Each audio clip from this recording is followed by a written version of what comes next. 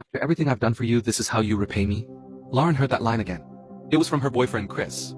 All she had asked for was one evening alone with her friends, but he made it sound like she owed him her entire life. Chris kept score. Of every single thing. I drove you to the airport last month, remember? I bought you dinner 3 times this week. I helped you move that heavy box. You said you'd owe me. Lauren felt like she was drowning in a debt she never even agreed to. When her dad passed away, Chris was there. He was present. He was caring. But 2 months later, during a fight, he threw it in her face. I was there for you when your dad died, and now you can't even make time for me? Her grief became his leverage. Her deepest vulnerability became a weapon against her. Everything Chris did came with strings attached. He'd surprise her with flowers, and then weeks later say, I bought you flowers. The least you could do is, he'd help with a work project, then hold it over her head. I spent my weekend helping you. Now you owe me. Nothing was free. Every act of so-called love was actually an invoice. One day, Lauren's friend finally said what she'd been afraid to admit. Why does Chris always bring up things he did for you months ago? I guess he's just reminding me, Lauren started. No, her friend interrupted. He's controlling you, that's not love. That's manipulation. Lauren felt defensive. He's just trying to keep things fair. Fair? Lauren, love doesn't keep receipts. A few weeks later, Lauren's mom got sick. She needed to fly home immediately. Chris drove her to the airport. As she got out of the car, she said, Thank you so much, babe. His reply? Yeah, remember this when I need something.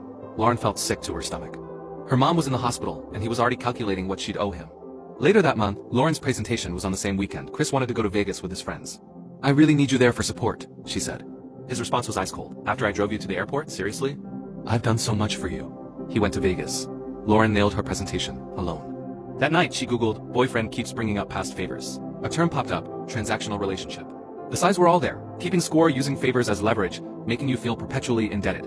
Love was conditioned on what you owed. She realized she was living in a relationship where love came with interest rates, so she ended it. Chris's last words to her? After everything I've done for you? You're just throwing it all away? Even their breakup was something she owed him. I don't owe you anything, Chris, she said, her voice shaking but firm. Love isn't a transaction. She walked away and never looked back. 6 months later, she met Daniel. He helped her fix her car one afternoon. A week later, she said, Thank you again for helping. He gently stopped her. You don't have to keep thanking me. I wanted to help. You don't owe me anything. For the first time, Lauren understood what healthy love felt like. No ledger, no debt. Just love. Real love gives freely. Manipulation keeps receipts. If your partner constantly reminds you of what they've done for you, that isn't care. It's control. Love doesn't come with invoices. Type Amen if you're done being indebted to someone who claims to love you. Type debt-free if you escaped a transactional relationship.